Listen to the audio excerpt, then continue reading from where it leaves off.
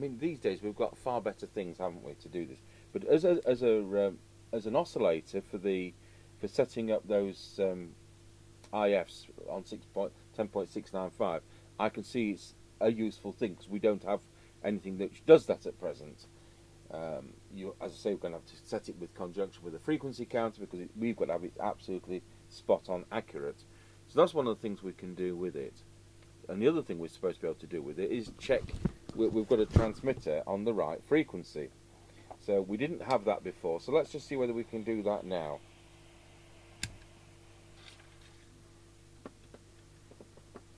So are we on the right one? We've got the right coil in. We press transmit.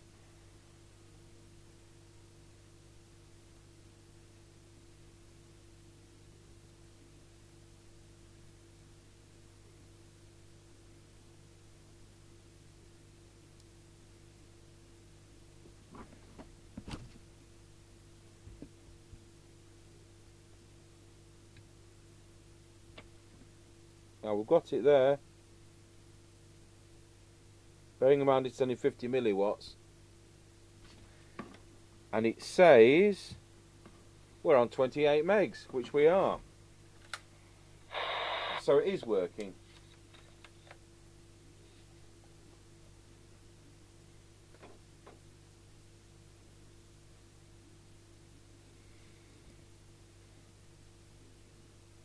As you can imagine, if we've got a more powerful transmission, we're looking for harmonics. I'll set something up on the bench, and I'll put this together first because it's obviously working now, and we'll take it from there.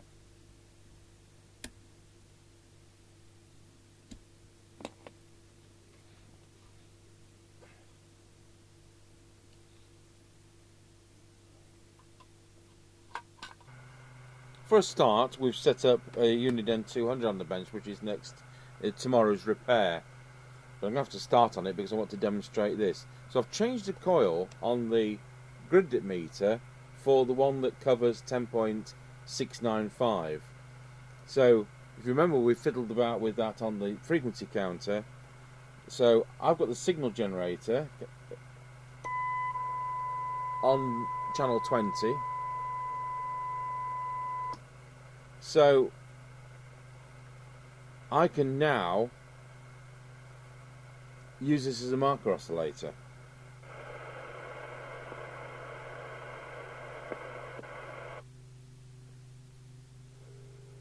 And there we have that.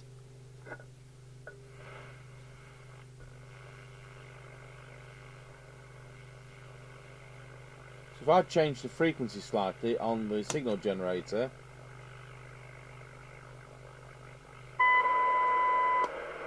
so we've got no mod now on the signal generator. There's with modulation, there's no modulation. So now we'll set this to 10.695.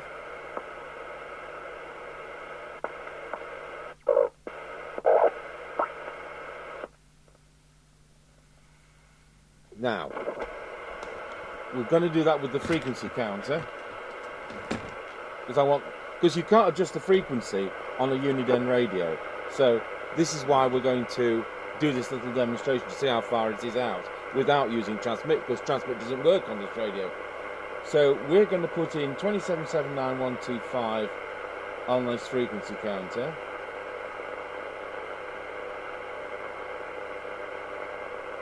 So that is the frequency of the signal generator.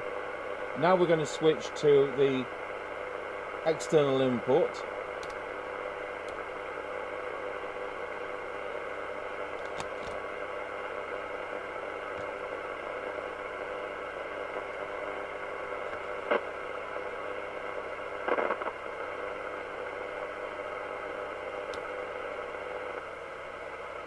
So we want as near as possible to 10.695. So there we are, 10.695.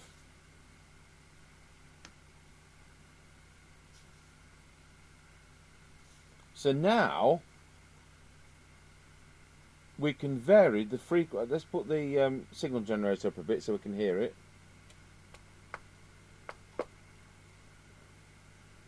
We'll switch this back to internal. So it's now reading the signal generator. So let's just listen. Can you hear that musical note?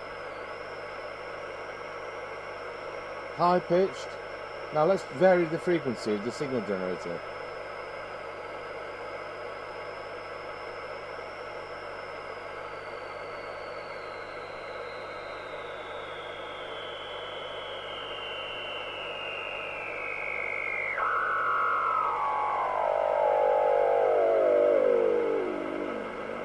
That's it.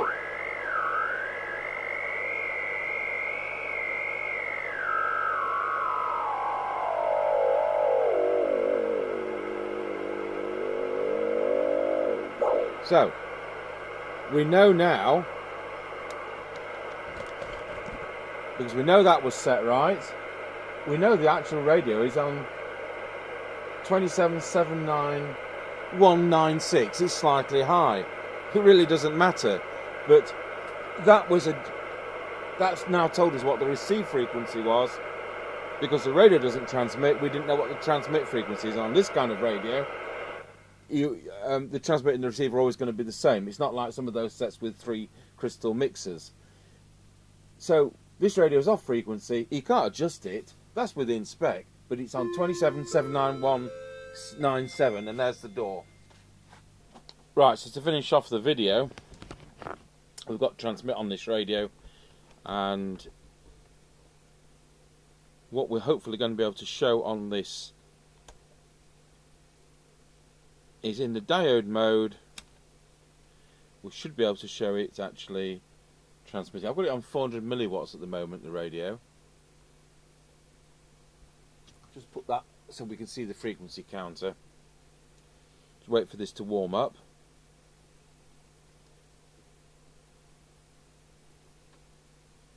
So I'll tell you what, we'll put it to 4 watts. So we should have around 27 megs.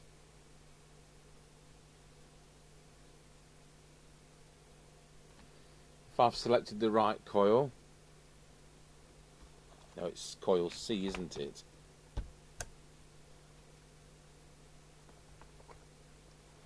(14 to 37 megs).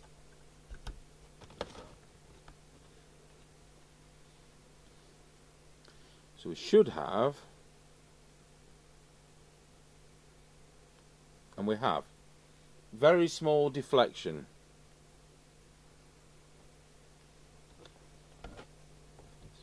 Put that nearer the transmitter so you can. The trouble is now we're at the wrong angle. Just move the camera across. If I wasn't resting my left hand on the remote.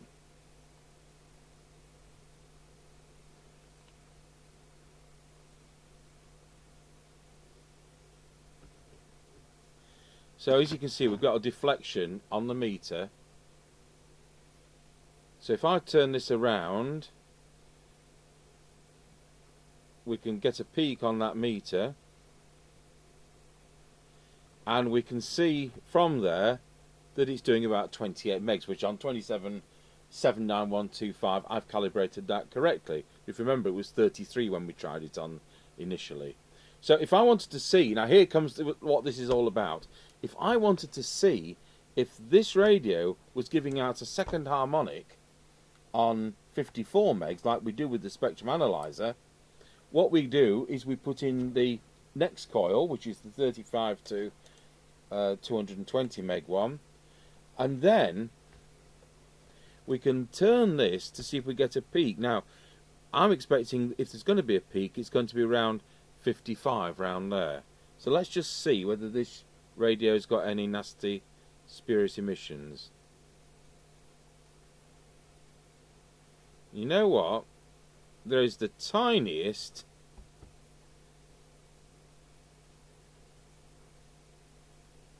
the absolute tiniest deflection. So now if I put that onto my spectrum analyzer, so we'll dial in 54 megs, frequency 54 megs.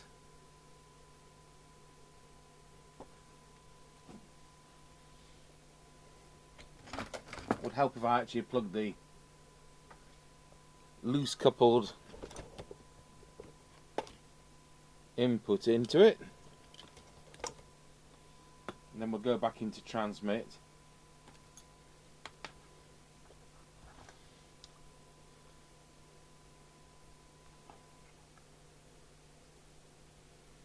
So we're now back in transmit, and we want to look at the spectrum analyzer. So I think it's is it camera 5.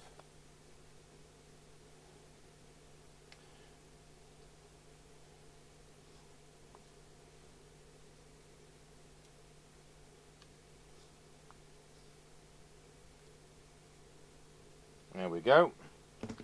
So I've got 54, which is kind of double 27, isn't it, without doing the maths. So we're looking for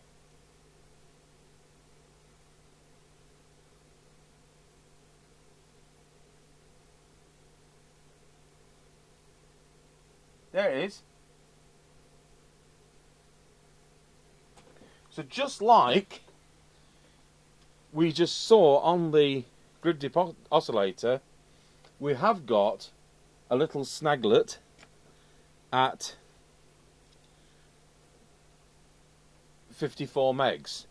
Now this isn't today's repair, but what we've got, what I can see straight away on the radio, is we've got a bit of a damaged coil. I'll just go back to camera 1 and zoom in.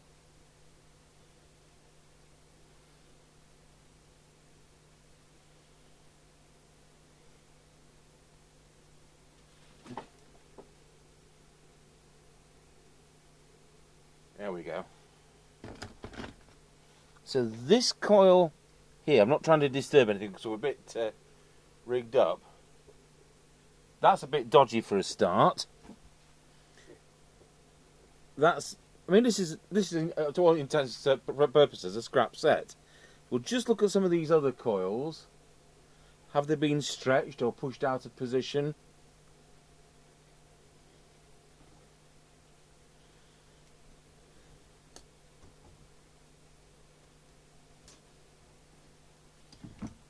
Let's just do that one.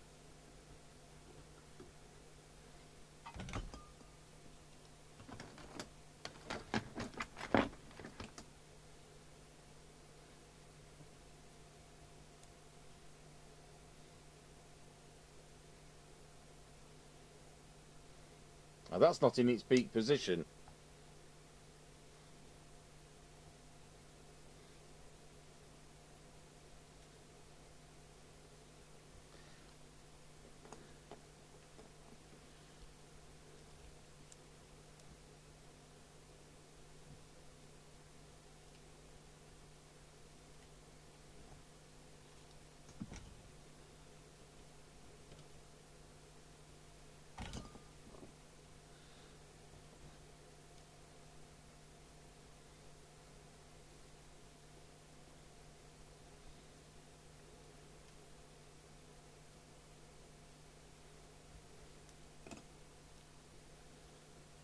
So just go through the transmitter on this set.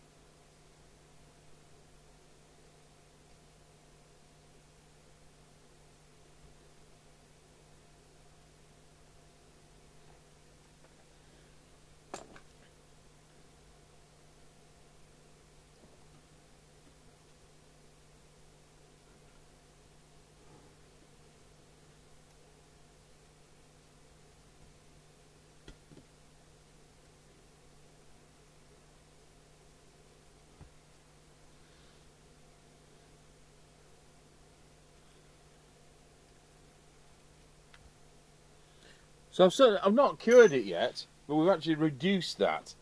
And if when we started tuning this radio, I'll just take the camera back to the first camera. No, wrong one.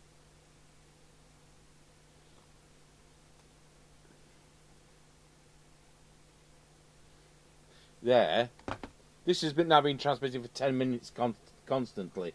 So we've now got 3.5 watts. Now when we came to this radio, when I first started showing you the grid dip meter on this radio, if you remember, we were about here on this scale.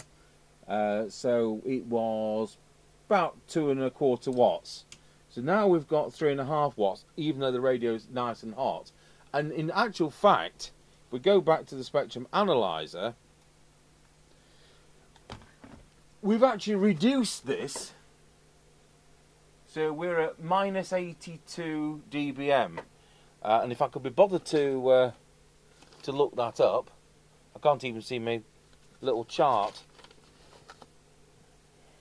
But I actually think we're actually now within what's permissible. But we're not working on this radio. This isn't today's issue. Today, what I was trying to show you is on the grid dip oscillator, we could tune for that second harmonic. So let's try and do that now. We're still in transmit.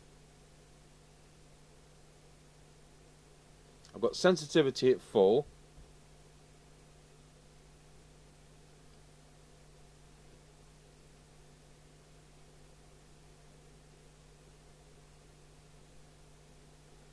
And it's seeing it at 50 exactly. There's a harmonic. So let's look at 50 exactly on here. Frequency 50 there.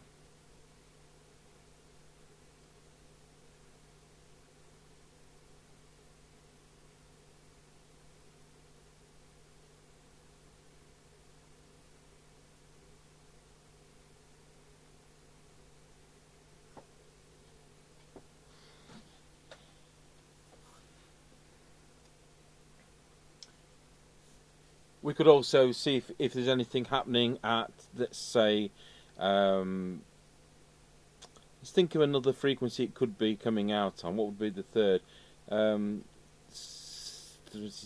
80 something megs. So once again, we're still in transmit. See if there's anything around 80 megs.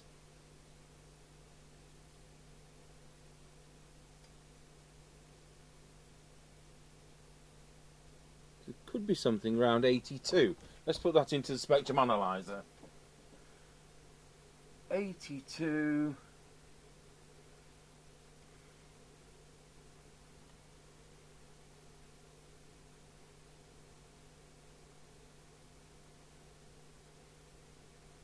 No, I can't see anything there. So that's what we can see. Some of the things you could see on spectrum analyzer you can see using a grid dip meter. So to go back to what we were originally doing, we can roughly check the frequency on which something is transmitting. So we'll go back to the correct coil for 27 megs, and if we tune around, just move that camera.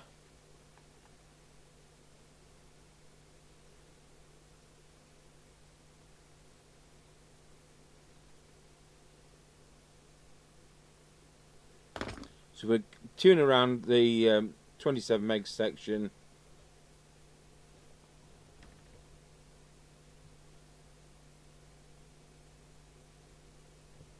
And you could actually do a bit of a tune-up like that. If I switch this radio to low power, obviously it's going to drop. So if I deliberately detune it, I'll tell you what, we'll put camera 2 on there.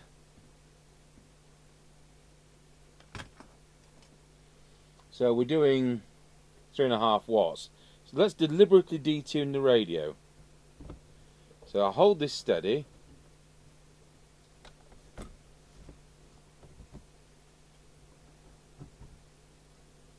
So if I detune the radio,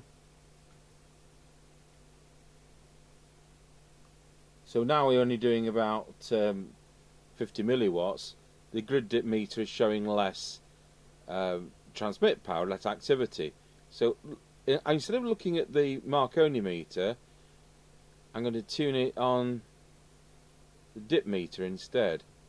You can see I can get that peak on the dip meter, and of course that is the peak on the transmit.